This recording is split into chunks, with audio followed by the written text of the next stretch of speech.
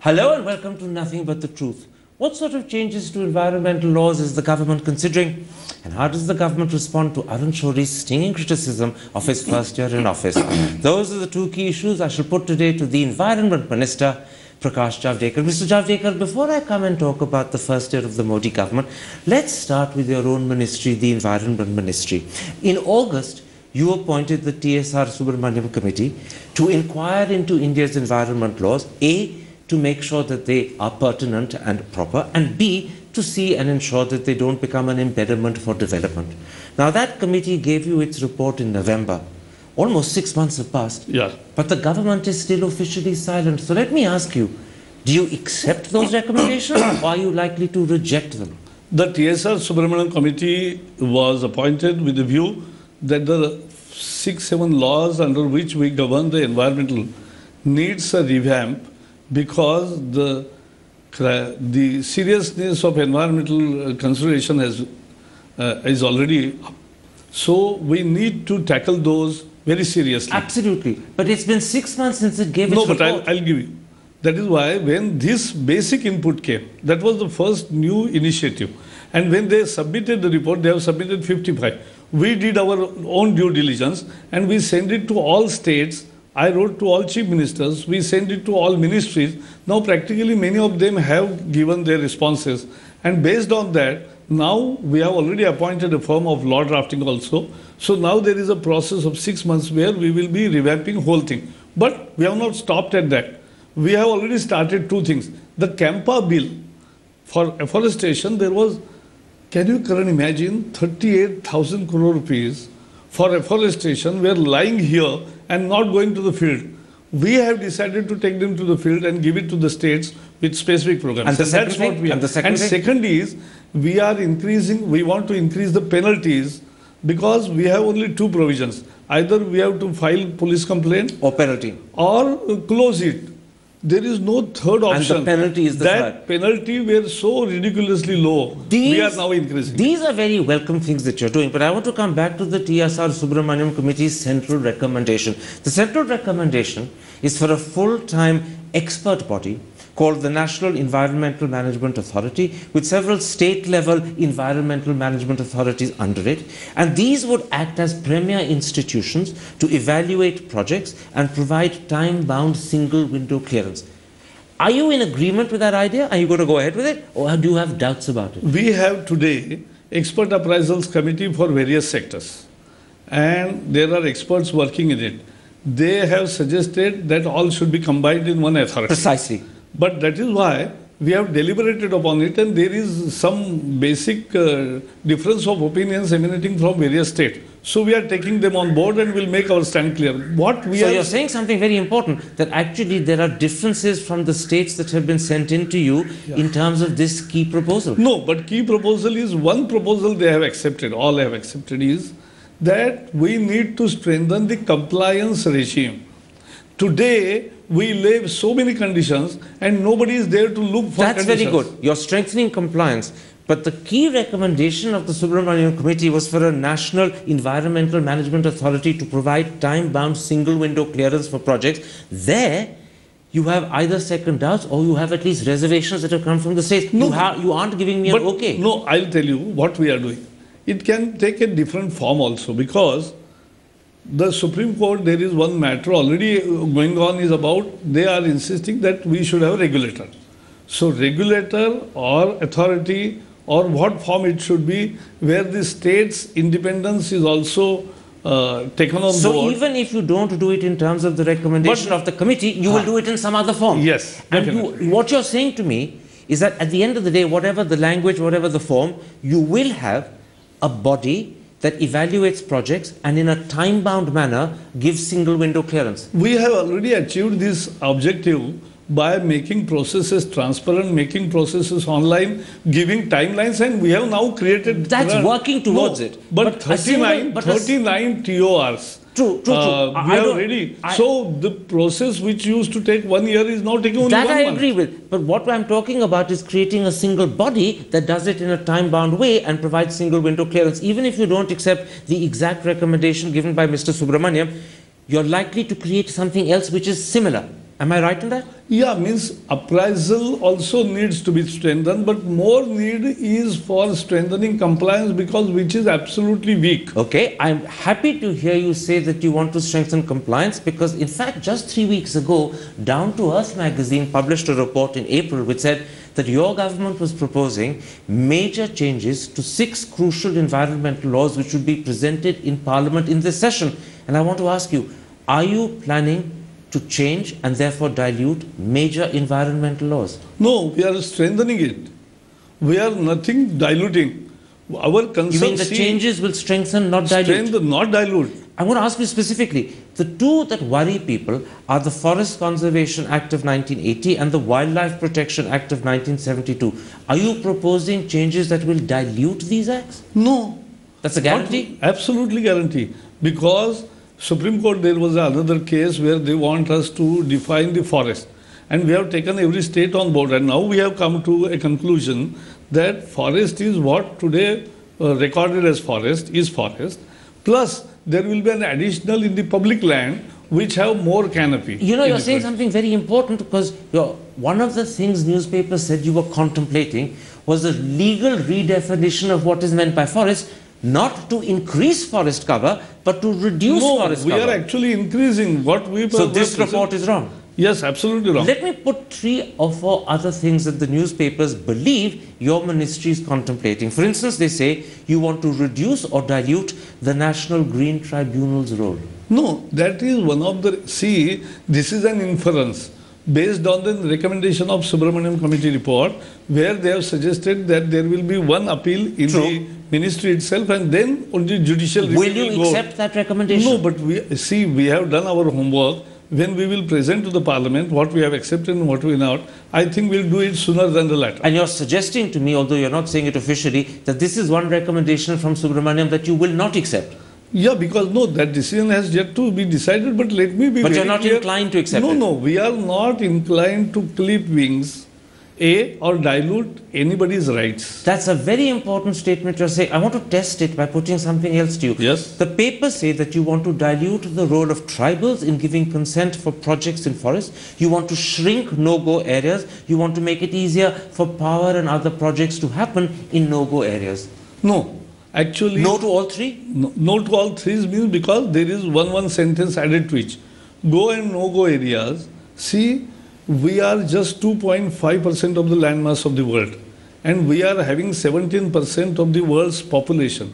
And we have 17% of the cattle population. So there is pressure on forest. Let us first realize in which context we are speaking. So, mining can happen only in forest because it is there. But there are new technologies. Without cutting trees, you can ask them tunnel and do underground. This is important. What you're saying is, if you do permit mining in forest areas, if you do permit other operations of this nature in forest areas, it will be without cutting trees. No, wherever possible. What does wherever possible mean? Because that's a let-out clause. No, that's not a let-out clause. It's not a law, what I'm saying. What I'm saying is, we are taking new technologies also factoring into defining our policies. And the first no-go classification was based only on one parameter. Now we have thought of a formula based on comprehensive index. This I understand, but I want to go back to clarify something you said earlier, which may have got a little muddied in this last-minute discussion we've had. And I want to clarify it because it's important. You are really saying to me that the role of tribals in giving consent for projects in forests and in tribal areas will not be diminished? Nowhere it has been diminished. And secondly, you're also saying to me... See, only the issue cropped up only for linear projects. So there the role of tribals will diminish? No, it doesn't get diminished. That is what I am saying. See, Forest Tribal Rights Acts are acted by the Ministry of Tribal Affairs. And they will be protected. And I cannot change their law. So they will be protected. Yes, so they are protected. And the second thing I want you to clarify, because that also got a little muddied in the last minute or so, you are still saying to me, aren't you, that you are not legally redefining what is meant by forest to shrink it. Your intention is to increase the definition of Yes. That's a definite yes. That is definite. You stand by that? Yes. All right. Let me move beyond TSR Subramaniam. Newspapers say that the Prime Minister's office wants some 100 changes in various laws to improve ease of business. What sort of changes are they talking about? No, actually, this is also from where these news take place. It's I not don't true? know. It's not true.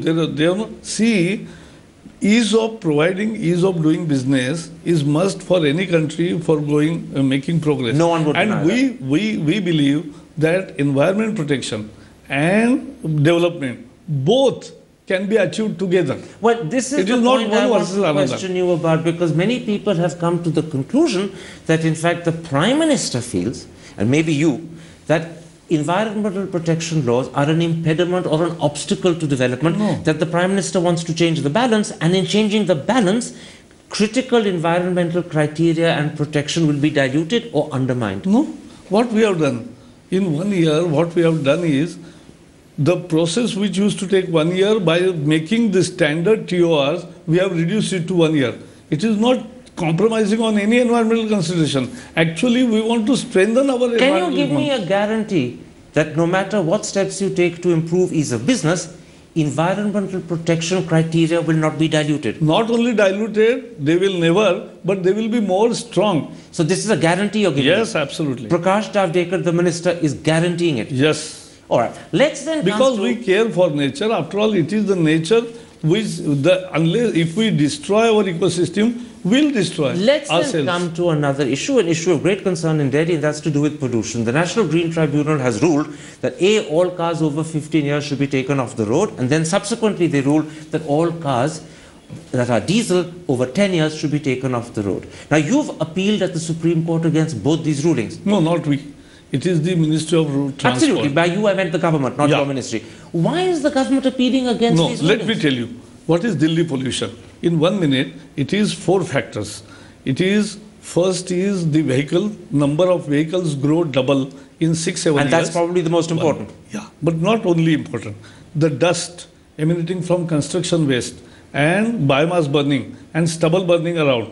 All these are important factors. We are dealing and I have taken all the relevant government and all agencies together, and we have worked out a 3-month plan, and then we'll work out a 3 years plan. Can I ask you, as Environment Minister, a simple question? Do you believe it was right to appeal to the Supreme Court against both these Green Tribunal rulings? The issue is already Transport Ministry and Petroleum Ministry are seriously considering upgrading the quality of vehicles and fuel.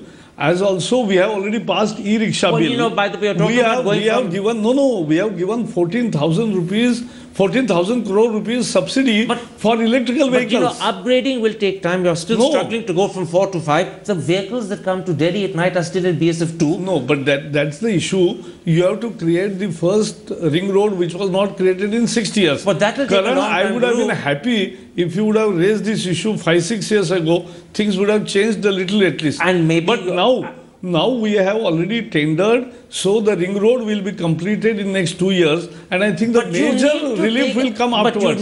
But if you're saying that major relief on pollution will only happen in 2 years' time, people will be deeply disappointed. You need it now. No, there are 100 actions to be taken, and we are taking. Can I put 2 to you? The first was, in fact, the National Green Tribunal's rulings. Your government seems to have disagreements with them. They've gone to the Supreme Court. Actually, the Supreme Court isn't upholding your appeals at all. But leave that aside. There are 2 things that you can do immediately that will have a huge impact, and we don't have to wait 2 years. The first is equalize the price of diesel and petrol by increasing the tax on diesel, as a result of which diesel won't be the fuel of preference. It's a highly polluting fuel. You need to reduce usage. The second thing is put a purchase tax on highly polluting SUVs. Do both of them, and it'll come down very fast. Both these suggestions are really welcome suggestions, and you are quite good watcher of what government is doing. Last 1 year, will you push for that? 1 minute. We have already deregulated diesel price. That's a step in that right direction. World over, the difference is very small. No, but the difference in India is huge. No, it was very huge. Yeah. Now it is not that huge. But will you move to equalize quickly? Say that's not my domain. It is the Petroleum Ministry. Will you push for it? No, it is not about pushing or fighting. It is about government's direction, which is very... You know, Mr. Javadekar, you're a very, very clever politician, which is why you used to be such a good spokesman. You've given me 2 answers which are contradictory. One, you believe these are good ideas I'm putting to you. Yes. Secondly, you're giving me reasons why your government can't implement good ideas. I didn't say. we have already started on that road. That is what I said. Started on that road by taking wee steps. How about running down that road quickly? No, this question should have been put to earlier governments also, so they would have run fast. But now you're in power, you've been there a year. Don't you think you need to run fast? Yes, but that we will do as per the real capacity, and because every action has a cost. When you say we'll do it as per the real capacity, because every action has a cost, it actually sounds to me as if it's not going to happen quickly. No, and why? we're going to be asking this question 6 months down the road and a year down the road. I will tell you, after 3 months, after 6 months, you interview me, and we have already launched National Air Quality Index. It will happen? It will happen. Many things will happen which will, Delhi can breathe fresh air, because we are launching also Fresh Air, My Birthright agitation. All right. It's a public participation movement also. Remember, the last time an Indian used that phrase that something is his birthright, he had to wait half a century to get it,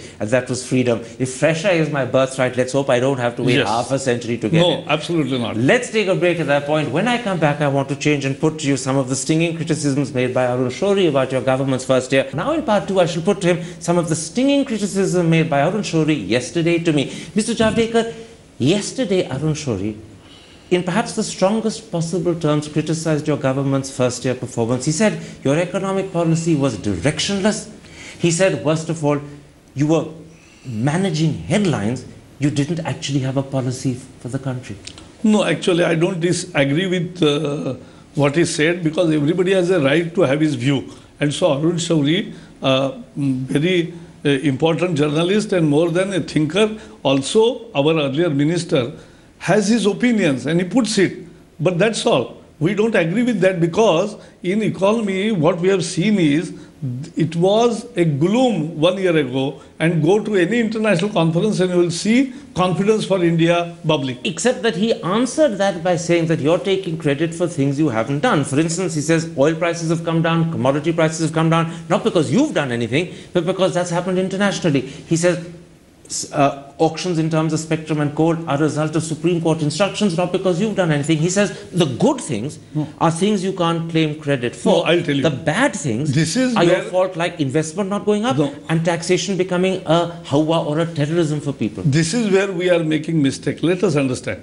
The coal auction, Manmohan Singh could have done it, and Supreme Court would have welcomed it. But he didn't do, and we did it in the first year. It is not because you did it after the Supreme Court instructed you. Because till when we came to power, the matter was already in the final stages, where our affidavits were helping Supreme Court, so you're saying, because we wanted that transparent regime. So you're saying Arun Shourie is wrong when he says that you're claiming credit wrongly. Yeah, he's on this ground. Yes. The other point he makes, and maybe in a sense this is the bigger, wider point about the economy, is he says your handling of the economy is like a jigsaw puzzle. He says all the pieces are lying on the floor in a mess. You don't have a big picture in your mind, and so you don't know how to put it together. As a result, you're managing headlines, you're manufacturing statements, and you're floundering. No, but that is not the fact. Fact is, not only international investment confidence has gone up, it is all the parameters, basic parameters, let be the fiscal discipline, the overall discipline, the savings rate, the manufacturing, everything going up. So you can't say now we have managed everything. And you're therefore saying that in fact the management of the economy has been sure. Absolutely, it's based on improved. A clear policy. Yes. And when Arun Shourie says that it's directionless, he's wrong. No, it is his opinion. But is he wrong or right? Is he wrong or right? We don't agree with him. Okay, so in your eyes he's wrong. Yeah, absolutely. He's said something else also about the way the BJP is run. He says a Trimurti comprising Narendra Modi, Amit Shah and Arun Jaitley runs the party. It's A, alienated the opposition, B, it's frightened the rest of the party, and worse still, he says, when this Trimurti is responsible for bad decisions, the example he gave was making Kiran Bedi your chief ministerial candidate in Delhi, then the Trimurti itself is left to correct the decisions, and he says correction therefore never happens. No, but that is, as I said, I don't want to respond on each point of what Arun Shourie has said, because every thinker has a right to say, and that is the beauty of democracy.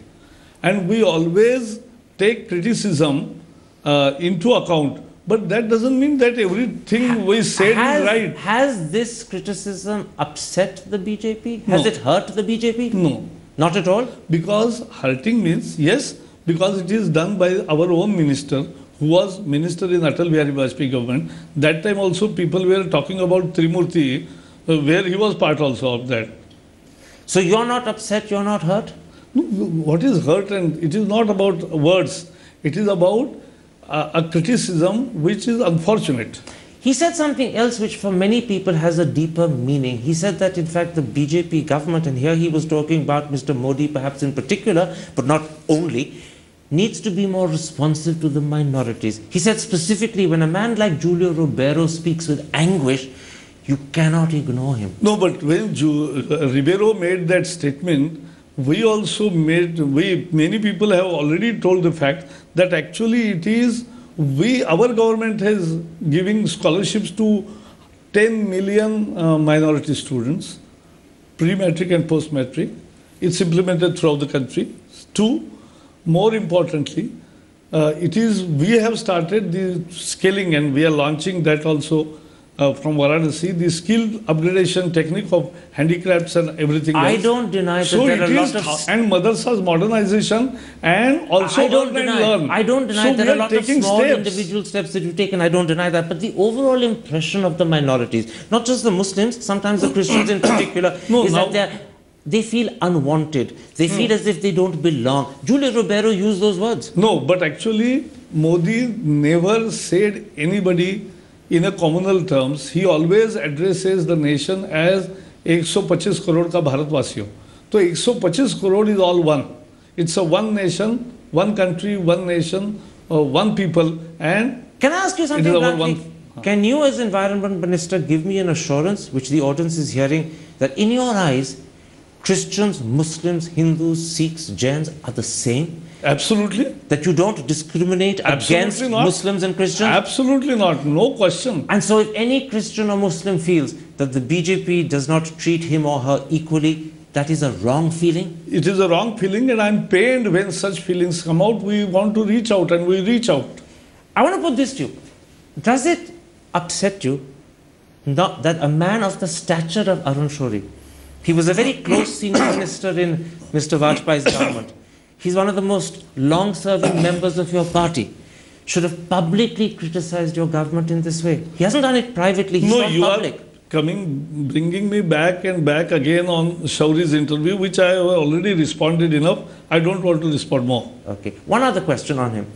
It's not just one or two things he's criticized. With the exception of foreign policy, which he praised, he's actually criticized the BJP government on practically everything else. It's a comprehensive critique. See, we are not any country where dictatorship is there.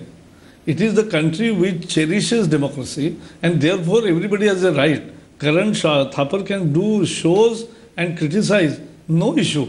But that is the beauty of democracy, and so everybody has opinion. We need not agree on everything, and so we don't agree with what he has said. But you recognize and uphold his right to say it. That is always. And therefore, even if what he has said is wrong or hurtful, you believe that he has a right to say it, and he has a right to say it publicly. No, everybody in this country writes so many things and interviews so many people, and they give their opinion. So, no, this is democracy. We don't put them jail like Indira Gandhi put us in jail. There's no problem with the fact that a BJP member is criticizing a BJP government in public, that a former minister of the BJP is criticizing Mr. Modi in public. That's not a problem for you. No, problem means, as Nirmala ji has also said, it hurts, it pains you. But that's all. What can you do? Somebody has opinion. One last question. Even though much of what he said is wrong, do you think there's need for people like you and other senior leaders to listen carefully and ask yourselves, is there some element of truth in what he said? Perhaps correct yourself in some small way, learn some small lessons? It is not only Shourie's. It is anybody's interviews or utterances or writings. We are a thinking party. That's the difference. That's the difference in other parties and BJP. We always take stock of what is happening around and always try to improve and improve further. So even though you don't agree with what he said, you won't dismiss it out of hand, you listen carefully in case there are lessons there for you? No, it is not that every utterance has a lesson to tell us. But in this particular interview, are there any lessons? I don't want to go much beyond that. All right, I understand. You've been very good, in fact, in agreeing to talk about it at all, and I thank you for that. Mr. Javadekar, Yes, thank you. A pleasure talking to you. Thank you.